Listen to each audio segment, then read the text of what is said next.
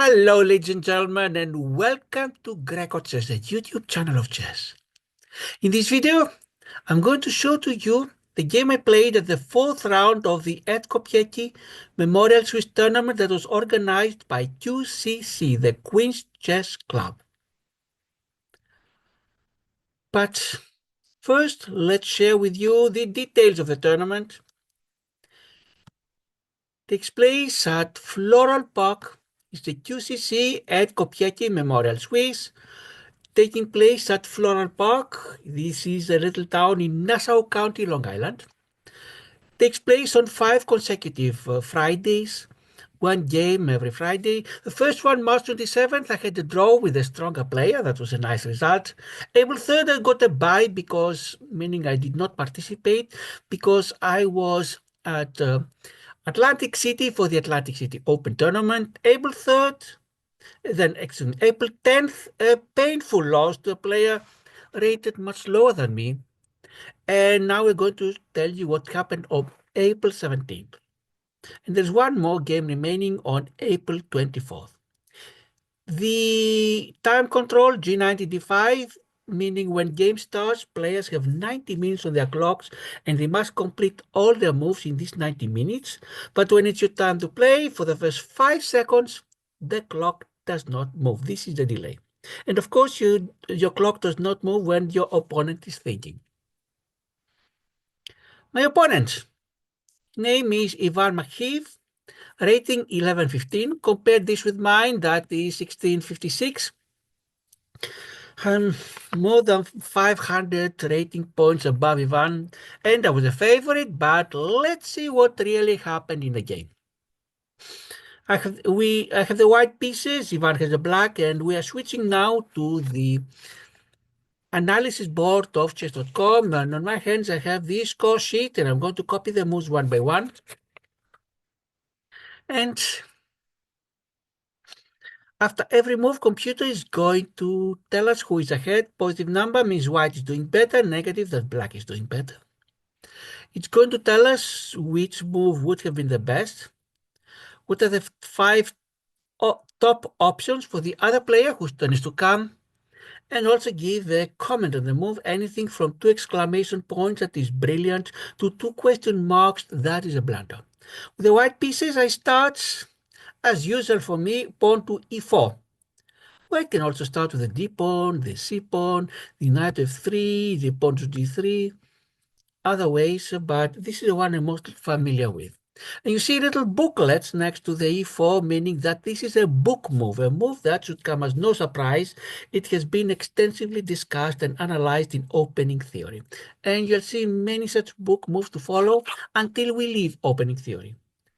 And Ivan replies to the Karo Khan, named after 2 chess players. Their last names are Karo and Khan, pawn to c6. Sometimes, as a kind of a joke, I may rephrase it as Karo Kant. Second move for the Karo Khan is usual white sends pawn to d4 to have 2 pawns in the center, and black pawn to d5 to challenge the center. Here we have options for white. All of them are more or less the same as you see here, 5 book options. The knight from b1 can go either to c3 or d2, or you may want to push your pawn to e5, or even the pawn to f3 to protect the e4 pawn, but I went with the exchange variation. Takes on d5, and Ivan takes back on d5. Now I develop my bishop to d3, and Ivan sends his knight to c6. Knight on c6, first of all, threatens my pawn on d4, also threatens to go to b4, and in either case, challenge my pawn on c2, and if my queen is not there, then have a fork and win my rook on a1. And to avoid any such thing, I don't want to wait until it's too late to deal with the problems, and I want to develop my own game instead of just dealing with the problems. My pawn goes to c3. Now the black knight can go neither to b4 nor to d4. And Ivan is going to send his knight at 6, develops the 2 knights, and we finish the first 5 moves, all of them book moves. I'm ahead by 0.26, but this really means very little. I send my bishop to f4 now.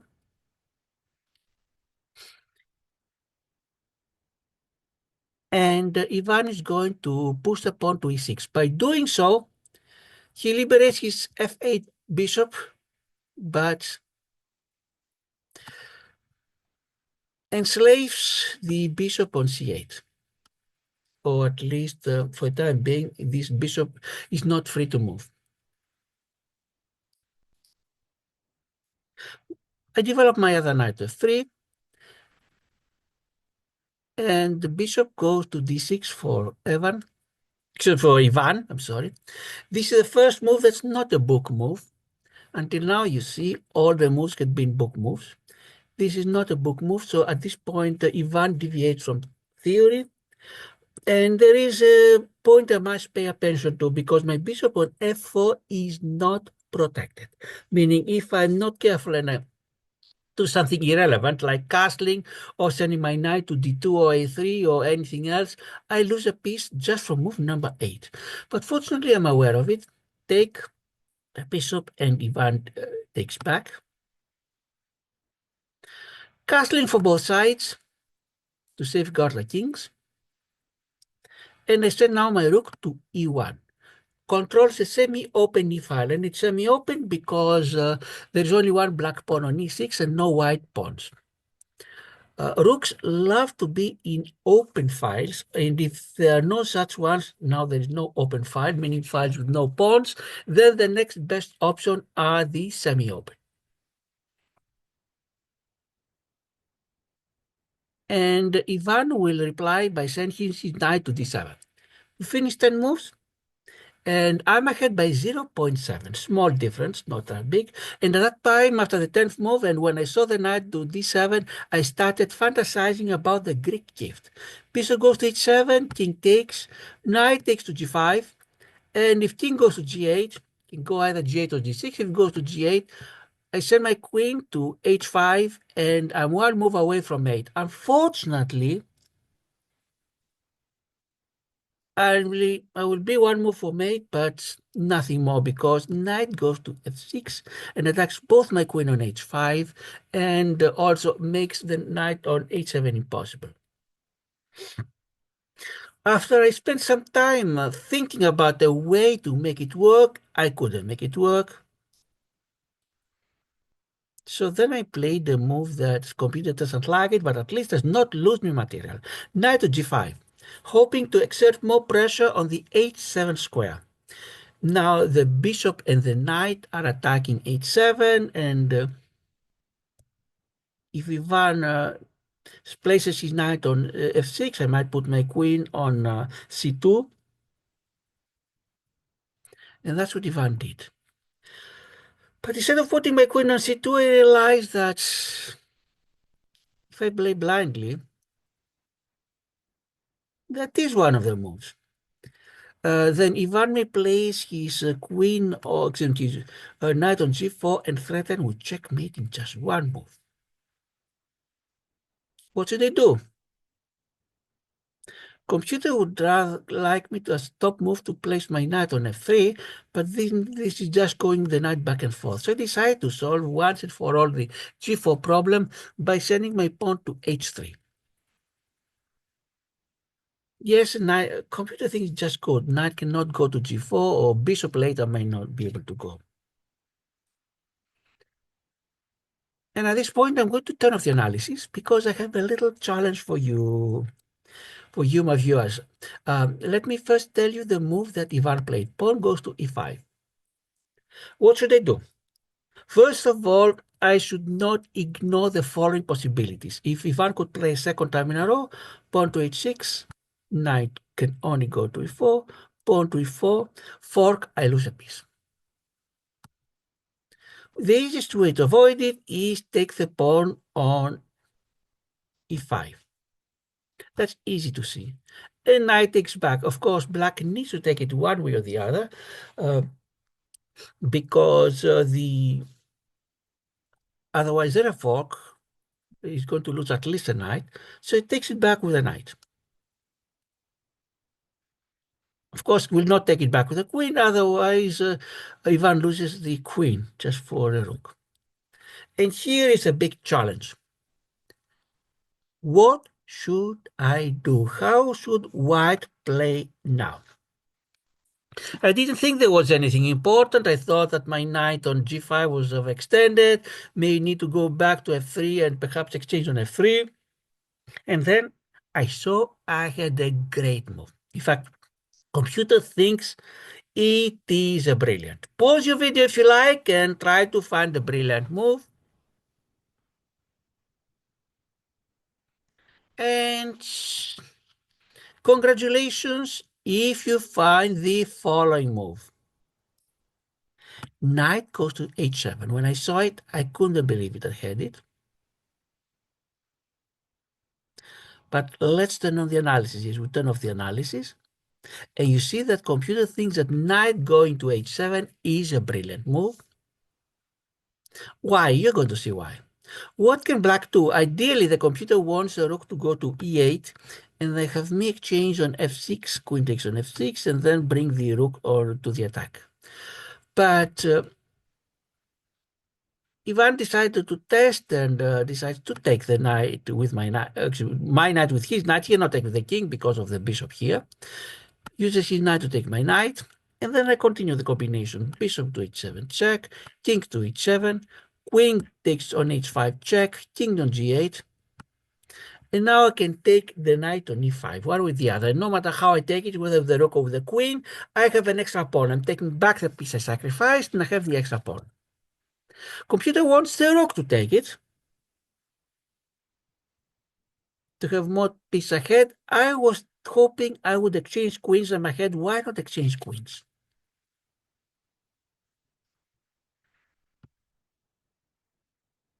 But before we do that, let's see how was the score after move number 15. I was ahead by 1.6, and I'm by 1.51. Instead of following the computer's advice and not advice, I had no advice from the computer's opinion, let's say, and use my rook to take the knight, I used my queen, hoping to change queens and go ahead to win. But Ivan was not so obliging, sends his queen to g6.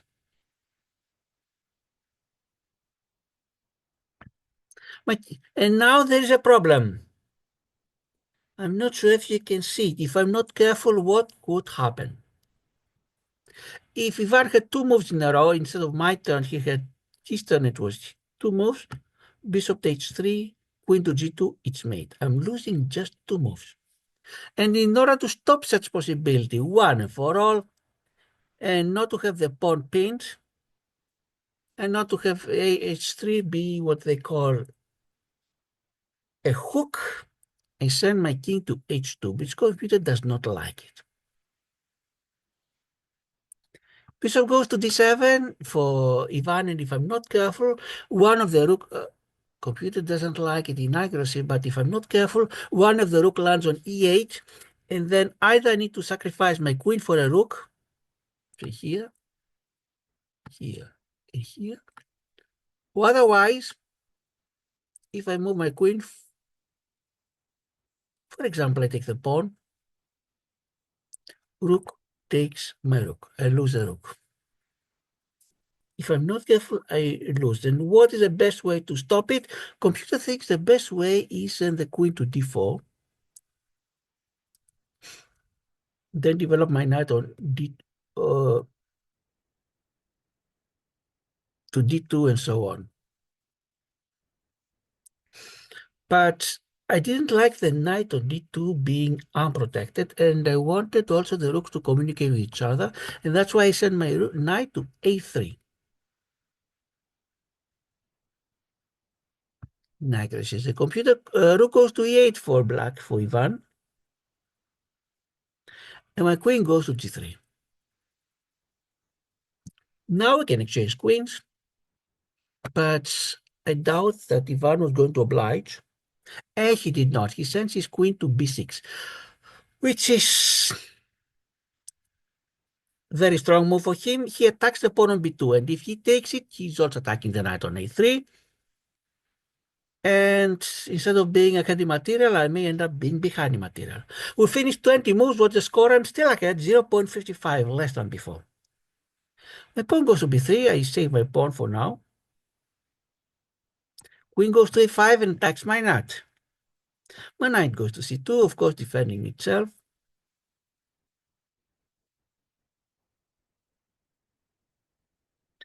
And rook takes rook for 1. How will I take back? Computer would rather have my rook take back. But in this case, I lose the a2 pawn. See what could happen. Lose the a2 pawn and the knight at c2 is attack and the pawn at b4 is attack, and I'm not sure what to do at this point. Perhaps send the knight to d4, but things become very dangerous. Ivan is going to bring more pieces to the attack, and that's why I prefer to take it with my knight. At least I'm still ahead 1 pawn. Not only that, my pawn structure is better. The d5 pawn here is isolated.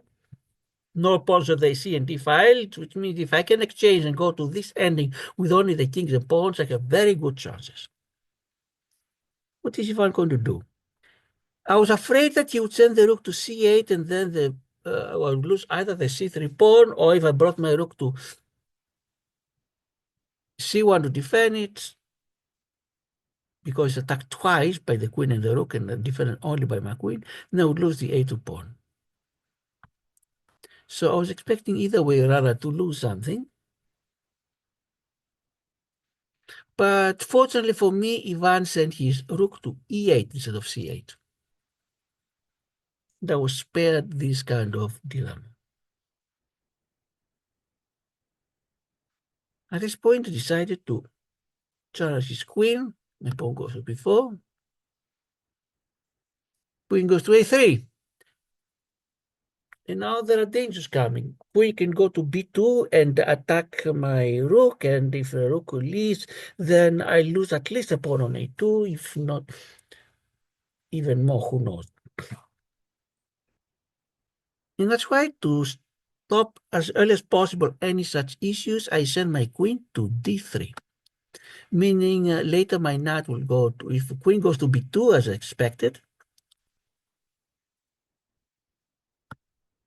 we finished 25 moves after the queen to b2, and the score is 0.00.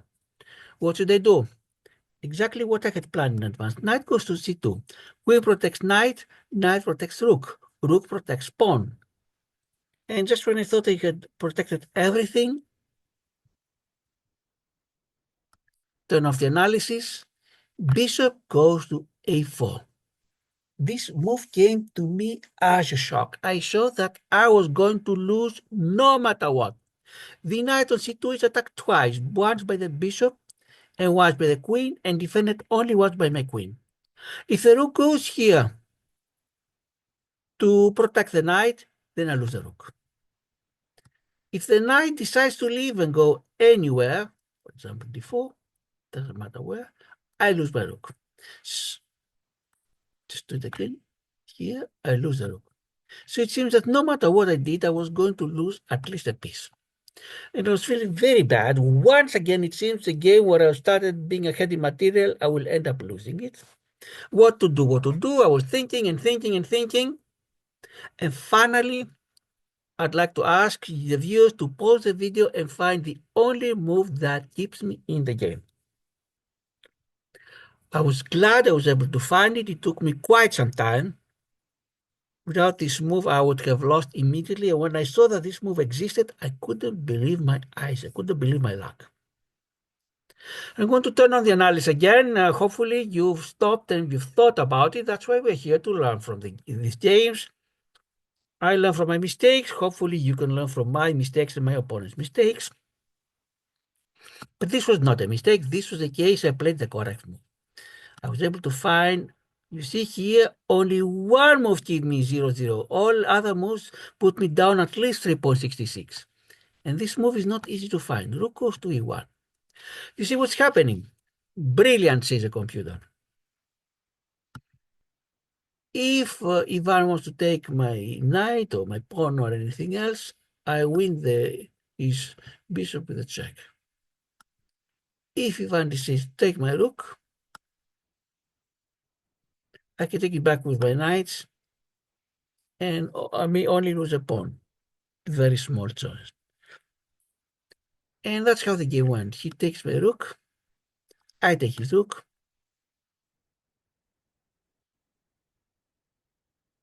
And he takes on f2. Now, material is the same. 5 pawns each of us, but one also needs to look at the pawn structure.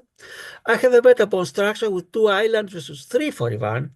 Ivan has the isolated d5 pawn here. And if queens and bishop knights would disappear, the odds would be on my side. At this point, what should I do? My knight is in danger. I have to do something to save it. I cannot place it on c2 and cover the pawn on e2 because on c2, it's going to be attacked twice by bishop and queen and defended only by my queen. So what should I do?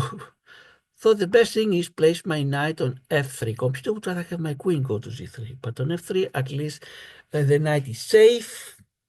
Is defended not by an entire queen, but just a pawn, and has threats for the future. And Ivan takes the pawn on a2,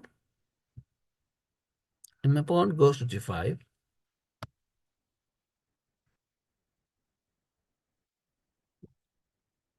Everything now check from h7 and continue later. And Ivan is sending his bishop to c6. Finish 30 more. Computer thinks it's a blunder. I'm ahead by 0.58, but only if I see the correct follow-up. And the correct follow-up according to the computer would have been to send my queen to h7, the check, king to f8, king to h8 check. The problem with all these moves is you see with the bishop on c6, Ivan has a threat. Not immediate, but if I'm not careful, in 2-3 moves I could be checkmated. The threat is that if he pushes his pawn on d4, then his queen goes to g2, it's mate. Meaning after bishop to c6, where that computer thinks a blunder, if Ivan had 2 more moves, bishop goes from d6 to d5, queen from a2 to g2, and it is mate.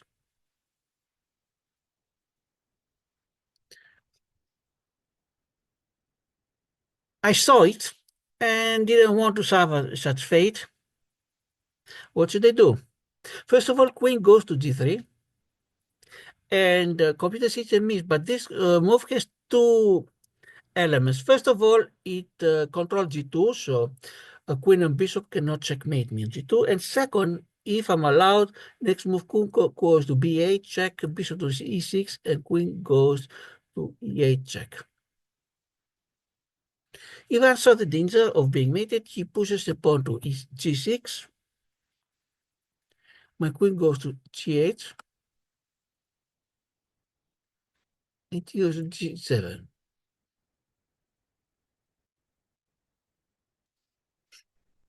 The queen goes to e5 for check.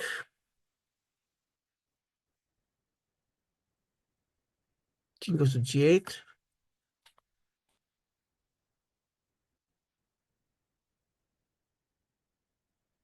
Queen goes to d4. The reason I'm doing so is because I want to block the d5 pawn. I don't want it to go to d4 and threaten with mate. And Ivan, since I had the material, he wants to exchange queen to c4. If he can exchange, he's going to an ending with an extra pawn, which I don't want. My queen goes to f6. And his bishop mistakes the computer, hoping to check on f7. Bishop goes to e8. Finish 35 moves. And what is the score? Ivan is ahead by 0.55. I go to e5 to attack the knight, actually the bishop on e8. Bishop goes to c6. My knight goes to 3. Didn't know what else to do with the knight on g5. Goes back to it. Hopefully go to d4 and continue attacks from there. And queen goes to e4. Once again, Ivan wants exchange of queens. Not only that, but the pawn from e5 goes to d4. There's more space to the bishop on d6, attacks my knight on f3. It's not going to be a pleasant ending. But I send now my queen to f6, and Ivan again wants to exchange queens, send his queen to f5. At this point, I decided that exchanging queens is not so terrible as he thinks. If I keep my queen on f6 undefended, I may lose my queen anytime. If I exchange, yes, Ivan still has an extra pawn, but his f pawns are doubled, f7 and f5. My king is nearby. I have the passed h. I might create, but don't have yet. No, after the exchange of queens, when the g6 pawn goes to f5, my h3 pawn is a passed one. Who knows? It might get promoted. Ivan has no passed pawn, so let's take my chances. And in move number 39, we exchange queens.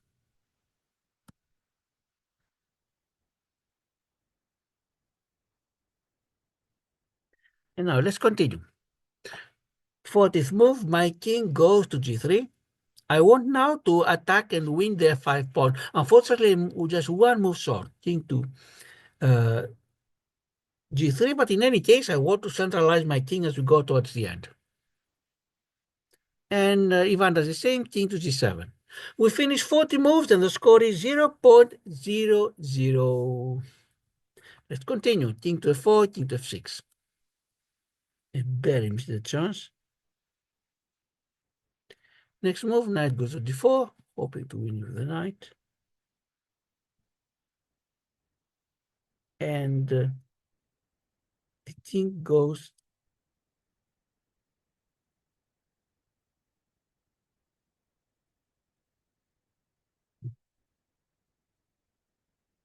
c6 goes to d7. Why? To protect the pawn on f5.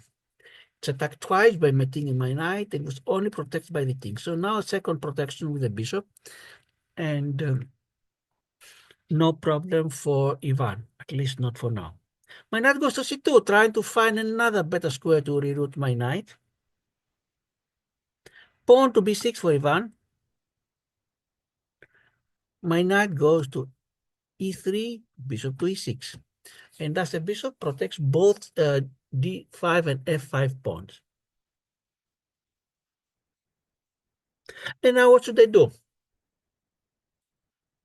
The computer thinks the best move is pawn to b5. And ironically, the same morning, a few hours before the game, I had watched on the internet a video by national master Nilson Lopez, the 81 reasons why you lose at chess, and one of them is because you're not aware of the possibility of this pawn to block two enemy pawns. Because if the pawn goes to b5, the b6 pawn cannot move. If the a pawn moves whether one or two squares, it will be taken by the b pawn of the opponent. Of course, if the a7 goes to a5, there's the en passant rule. But first of all, it came to my mind a moment too late. And second, even if it come to me on time, pawn goes here, bishop goes here, my pawn is under attack. And if I lose the pawn, the A and the B pawns really become extremely dangerous. A pawn is a passed pawn protected by the B pawn, the last thing I need. What I did instead, since Ivan has a light colored bishop, I wanted to put all my pawns to dark colors. So I placed my pawn to h4, and Ivan then sends his pawn to a5. I don't feel comfortable at all. If I didn't take it, the pawn could continue a4, a3, with the knight being too far away. The king too far away, the knight barely stopping and not being able to do anything else elsewhere. I thought the small, after 45 moves, what is the score? Ivan is leading by 0.37. What I decided to do at this point is exchange on a5. Once again, I have to stop the a5 pawn. So I start trying to stop it by placing my knight on c2.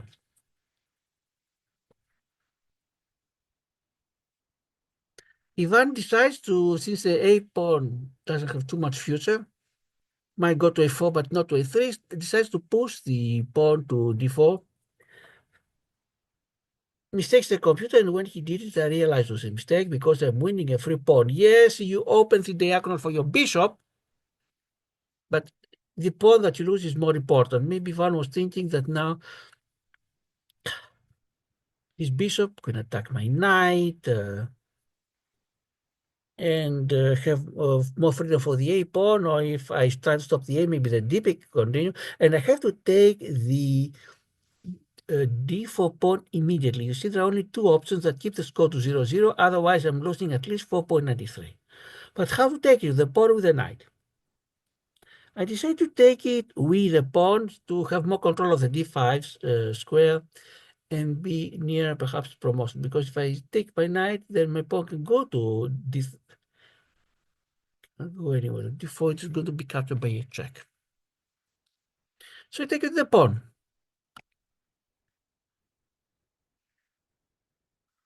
Now computer says that this is the best. Send the pawn to A. Ivan sends the pawn to A4, trying to promote.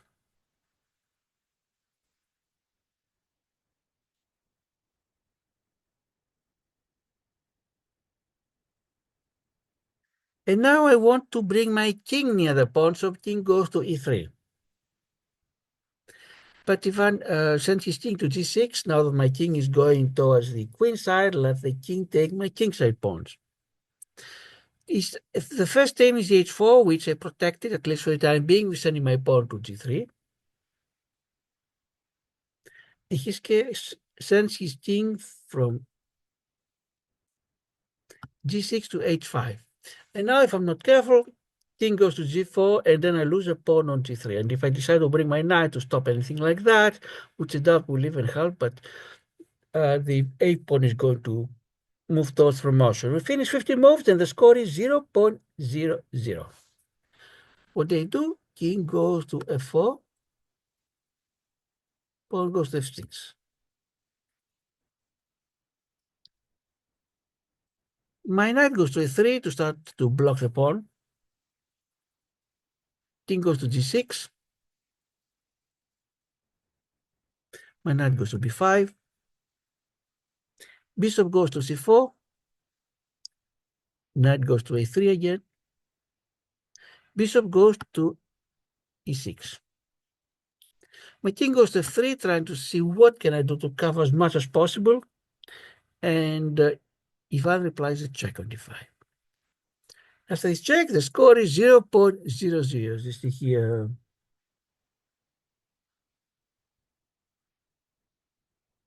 And now, next move. And now at this point, we've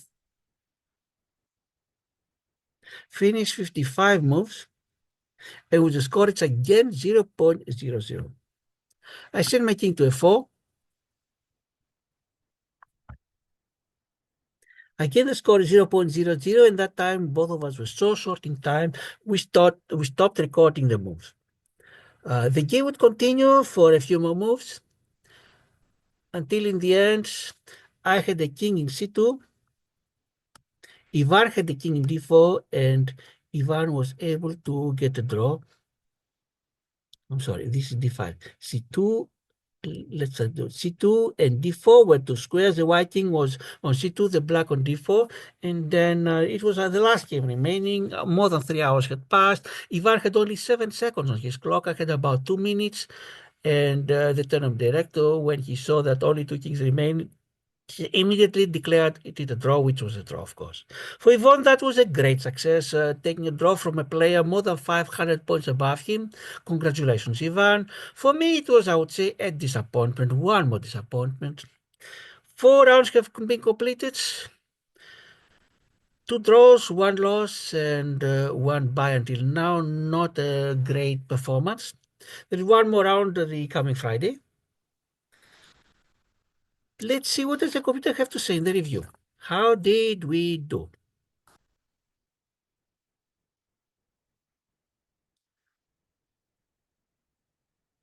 88% for accuracy for me, 87.9 for Ivan.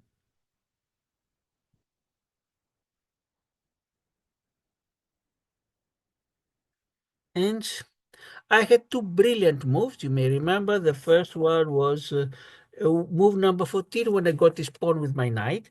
And the next one was a few moves down the road. It was move 27 when I was barely able to avoid the loss that I was almost sure I was going to lose, but I found a move with the rook.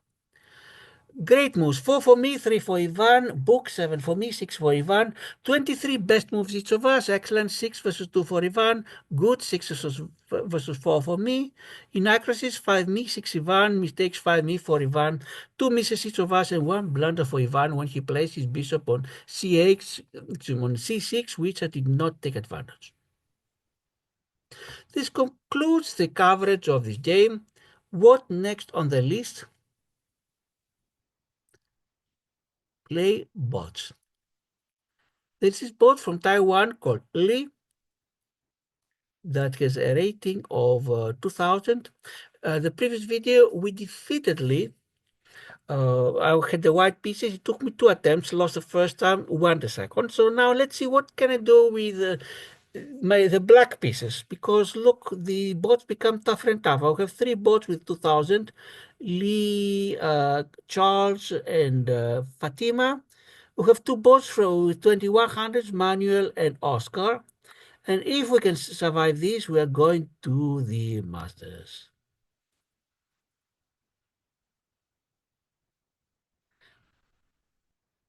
4 of them have 2200s.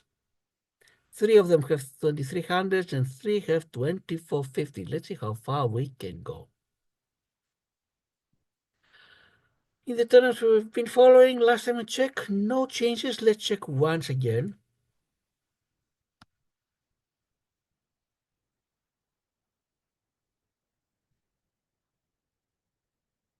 The one I'm organizing is the grecochess 64.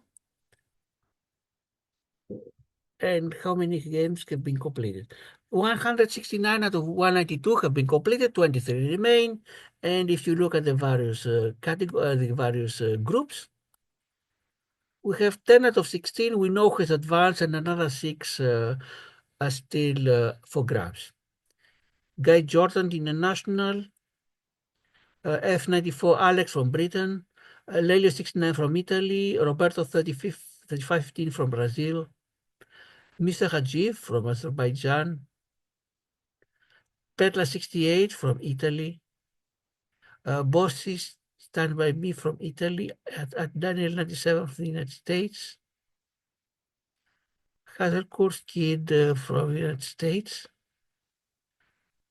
From Italy, it is Calogero 81 and Cecily Luo Hobing from China, and Gilan from Israel have already advanced.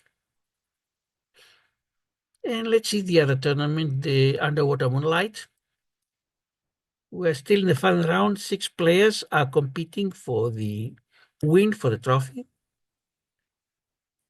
They're going to play a total of 30 games last time we checked, and let's see if this is still the case. Only one of these 30 games has been completed. No, wrong page. And let's see if this is still the case.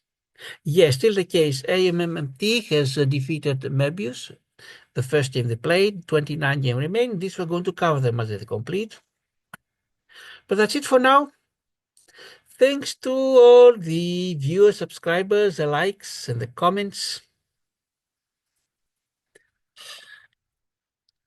And if you have not subscribed, please consider doing so if you're interested to participate in commemorating the first anniversary of our channel. Please feel free to contact me. This is the Greco Chess channel. I'm your host, Karylos Aniziris. To all of you, goodbye.